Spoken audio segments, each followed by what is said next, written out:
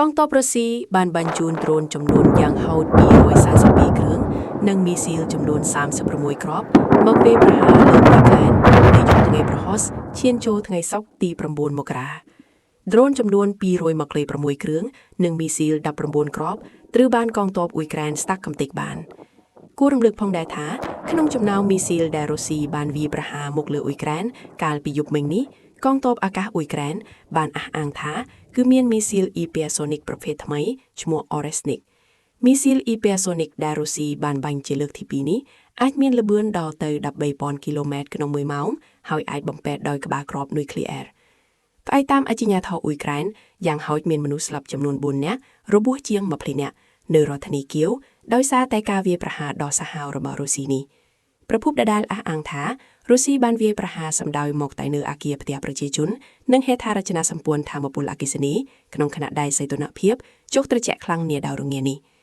យោងតាមរដ្ឋមន្ត្រីក្រសួងមហាផ្ទៃអ៊ុយក្រែនយ៉ាងហោចមានអគារផ្ទះប្រជាជនចំនួន20អគារនៅទីក្រុងគៀវត្រូវបានរងការខ្ទេចខ្ទីដោយការវាយប្រហារទាំងនេះហើយបានធ្វើឲ្យប្រជាជនអ៊ុយក្រែនច្រើនរយគ្រួសារគ្មានទីកន្លែងជ្រកក្នុងសីតុណ្ហភាពត្រជាក់ធឿកព្រឿទឹកកក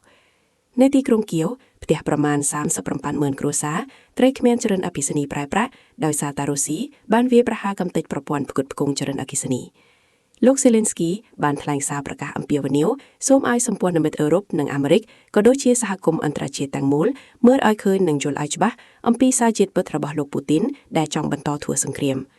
សកម្មភាពវាយប្រហាររបស់កងទ័ពរុស្ស៊ីនេះវាគឺជាការធ្វើតេស្តស្ទង់កម្លាំងអត់ធ្មត់របស់សម្ព័ន្ធមិត្តអ៊ុយក្រែនហើយនៅថ្ងៃខាងមុខរុស្ស៊ីនឹងវាយបន្តទៅកាន់ប្រទេសផ្សេងៗទៀតប្រសិនបើគ្មានការឆ្លើយតបទៅវិញទេនោះនៅព្រឹកថ្ងៃសុក្រលោកស្រីកាចាកាឡាសប្រមុខការទូតអឺរ៉ុបបានថ្លែងថាការវាយប្រហារមកលើអ៊ុយក្រែនដោយប្រើមីស៊ីលអ៊ីពេសូនិក Oresnik ប្រភេទថ្មីពីសំណាក់រុស្ស៊ីវាគឺជាការគំរាមដោយផ្ទាល់មកលើសន្តិសុខរបស់អឺរ៉ុបនិងសហរដ្ឋអាមេរិក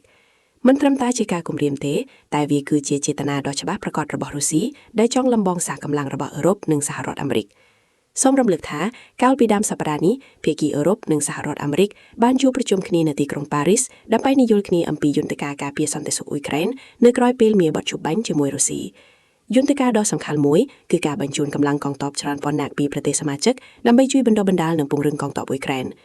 ក្រុមឡើងបានឆ្លើយតបមកវិញនៅលេខថ្ងៃប្រហោះថាប្រសិនបើមានកងទ័ពបរទេសនៅលើទឹកដីអ៊ុយក្រែនគឺរុស្ស៊ីនឹងវាយប្រហារព្រោះរុស្ស៊ីចាត់ទុកថាវាគឺជាការគំរាមមកលើសន្តិសុខរបស់